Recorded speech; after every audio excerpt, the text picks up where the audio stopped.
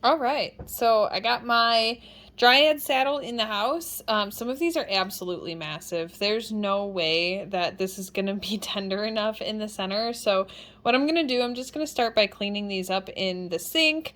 Obviously this one's pretty slimy on the inside. We'll clean it up and see what we've got from there.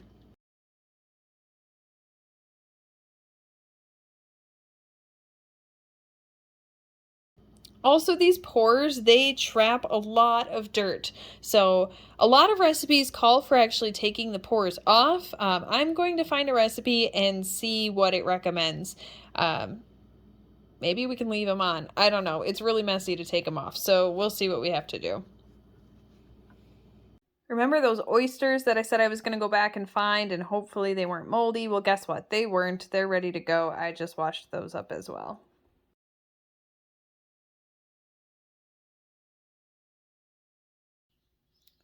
Okay, I think I found a good recipe. It is called sauteed mushrooms recipe with spruce tips and chives. Well, guess what I have? Mushrooms, spruce tips, and I can go outside and get some chives. Now, these aren't exactly native, but whoever lived here before us had some chives planted back in what used to be the garden area when they lived here. Now it's just grown up into meadows, so we just have a wide expanse of chives back here. Okay, I have never ever seen this before. I'm just walking out to the back to get some chives, and here are what appear to be strawberries, but look at this bright pink flower. This looks like a bright pink strawberry flower. I've never before seen that. Here we go. Here are the chives. So we got a whole bunch of them over here. These guys are starting to flower out. And if you look in here, you can see there's even more growing back in the goldenrod here. Just gonna grab a couple of these. I probably should have read the recipe. See how many of these I need. Oops. I like to leave the flowers for the bees, so I'm just trying to catch the stalks here. Well, hopefully that's enough chives. I'm not a big onion fan, so we're gonna stick with it. Okay, so the recipe that I'm using calls for butter, 4 cups of small white button mushrooms. Yeah, we're not using store-bought mushrooms. A quarter teaspoon of salt, 1 tablespoon of chopped spruce tips, 2 tablespoons of minced chives, and a light sprinkling of pepper. I think I'm going to pair it up with some noodles and do like a buttered noodles dish with some mushrooms and chives. Okay, well, every recipe I'm looking at says that you should scrape the pores off, so I guess that's what I'm going to do, even though I really didn't want to. So I'm going to start with probably one of these smaller ones, and I'll show you what I mean here by scraping the pores off. So the bottom sides of pheasant back, they have pores, not gills. These trap a lot of dirt. They have a weird texture. You'll be able to eat the top part just fine as long as it's not too tough. But these bottom bits, I recommend scraping the pores off. So I'm just going to take my knife here and just scrape the pores off. These are a little on the older side, so these might not come off as nicely. I'm hoping that the mushroom underneath looks decent. You can see it's definitely had some bugs to it. I think it'll be okay.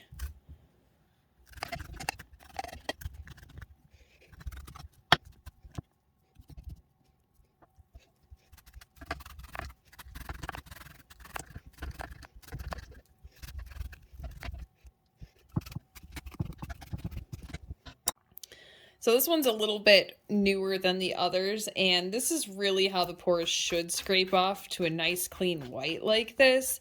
The other ones, they're probably going to be a little bit tough, but this one, yeah, look at how easily these pores are coming up and how clean and white and smooth the mushroom is underneath that.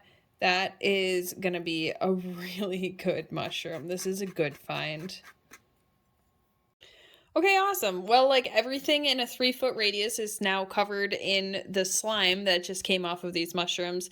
This one's really the only one that came very clean. The rest of these, not so much. I'm gonna cook them anyway. You don't have to remove the pores. It's not like imperative for them to be edible, but they're definitely gonna have a little bit weirder texture. So I'm gonna cut up my mushrooms. I think these oysters are a pretty decent size. Maybe we'll give this one a little chop in half. Remember, they're gonna cook down quite a lot too. Maybe just cut this guy in half. That one will cut in half. And then these, I'm just gonna cut basically wherever my knife goes freely through it. So I can tell it's getting kind of tough there. I'm gonna try and avoid the tough bits, but I'm just gonna slice these up in bite-sized chunks. I'm gonna just feel for where this is tough and cut around that.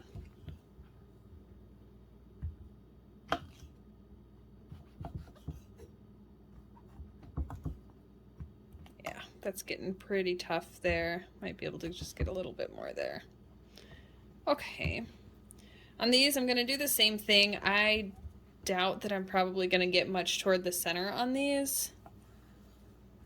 So we'll just kind of cut the edges off and work our way in.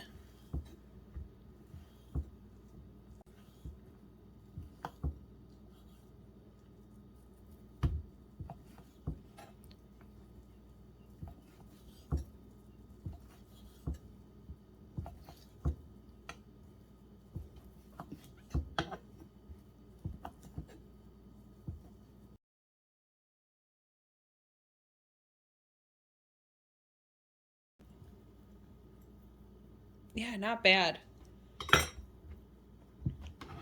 All right, so that's what we've got for our mushrooms. Let's cut up our chives.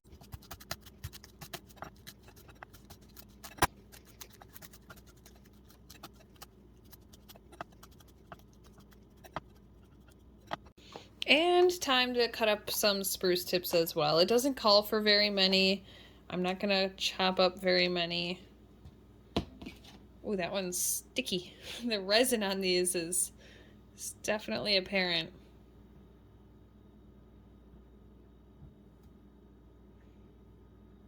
Okay, let's get these a little chop. These smell so good. I wish you could smell through the video camera.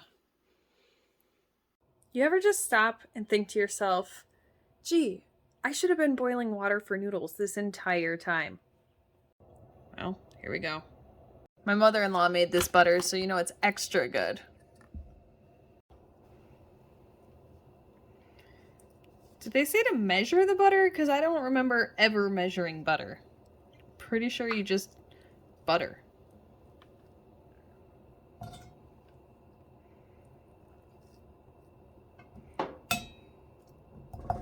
Yeah, that looks about right. Okay, I will never admit when I've used too much butter. This is a lot of butter. So keep in mind when you are adding mushrooms to hot oil of any kind, including butter, mushrooms have a very high moisture content. Moisture and hot oil don't go together that well. This is definitely going to splatter. Be prepared with a lid. I've got mine back here.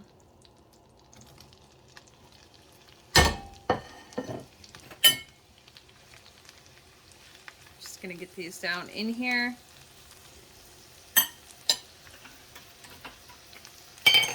And we're going to crack some salt on here. The salt helps to draw the moisture out of the mushrooms. And it tastes good. I'm just going to throw a lid on there so it doesn't get too splattery. Now remember, all wild mushrooms should be thoroughly cooked. I'm going to cook these for at least 10 minutes. Who says cooking can't be fashionable?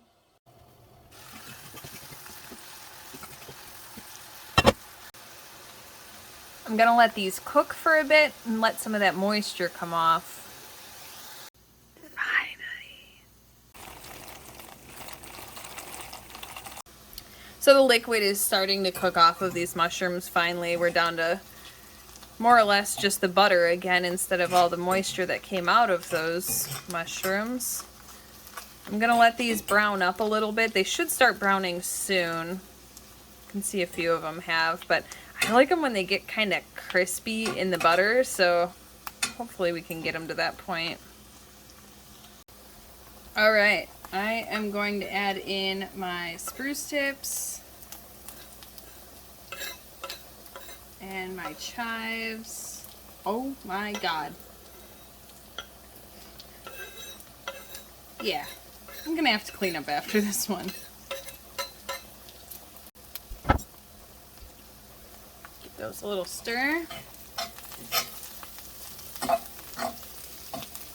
Oh, it smells really good.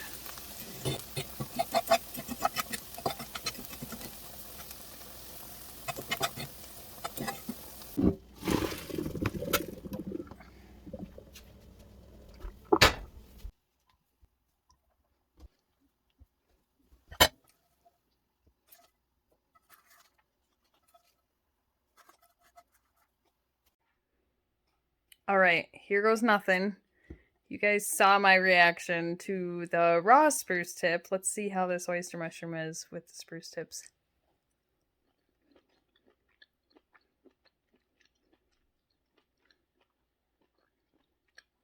That is really good. Here's a pheasant back.